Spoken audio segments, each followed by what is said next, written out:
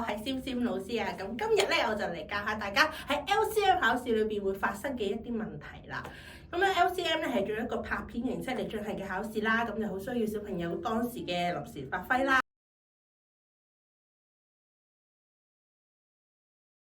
首先我哋會講一講小朋友可能會有啲咩問題。咁情景一嘅問題咧就係，如果小朋友喺拍片嘅時候唔望鏡頭會點呢？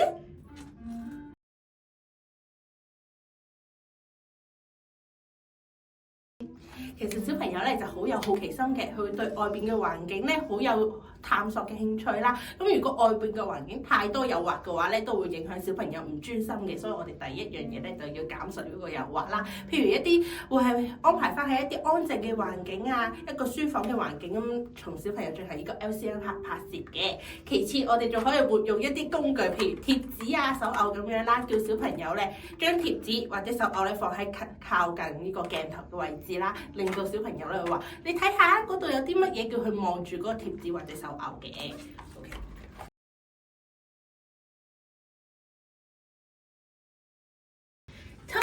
LCM 嘅問題情景2咧，當然就係關於 Rainbow Bell 啦。咁其實好多小朋友咧喺拍 Rainbow Bell 嘅時候，可能會發現咗會有漏拍啊，或者拍得節奏感拍得快咗嘅問題嘅。咁究竟要點樣解決咧？譬如小朋友喺彈 Baby Shark 嘅時候會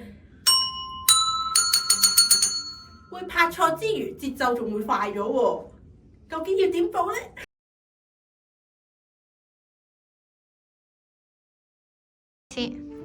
頭先我就講到啦 ，LCM 考試嘅拍 Rainbow Bell 時候咧，會出現小朋友最常咧會出現咗兩個問題啦。譬如 Rainbow Bell 成日拍錯，或者係節奏上面嘅問題。咁我哋首先不如解決下 Rainbow Bell 成日拍錯嘅問題啦。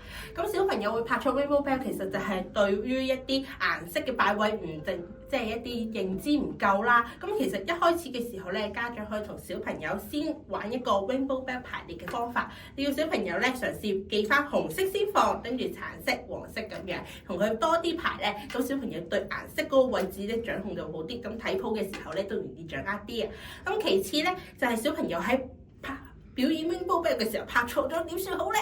咁其實咧每首歌咧我哋會用嘅 Rainbow Bell 顏色都唔同嘅。咁譬如頭先我示範嘅呢個 Baby Shark 啦，咁一開始嘅時候咧，為咗俾小朋友咧唔好咁容易搞錯，我哋可以先拎咗我哋需要嘅顏色出嚟俾小朋友玩咗先。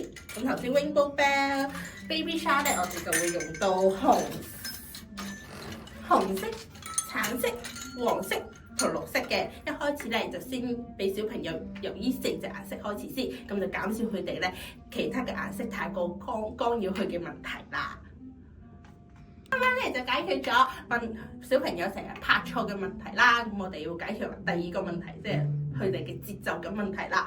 咁小朋友好難掌握節奏，究竟點算好？其實就好簡單啫，我哋只需要小朋友拍嗰時咧唱埋就 OK 嘅咯。譬如好似頭先嗰首 Baby Shark 為例啦，咁我哋可以叫小朋友拍嘅時候咧，用嘴巴一齊唱住嗰首歌，咁佢哋對節奏嘅掌握就會更加好噶啦。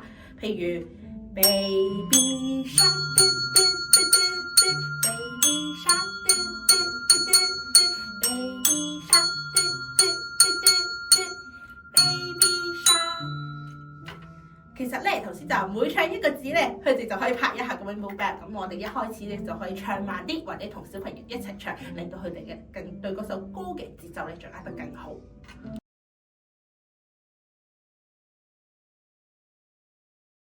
咁情景3咧，當然就要講下小朋友喺拍片嘅時候，成個片嘅流暢度啦。小朋友其實咧，如果拍片嘅話，太多嘅工作咧，佢哋好容易唔記得，有陣時就會好似咁。My name is 瀟瀟 I am 3 years old. Today， 唔記得。跟住咩？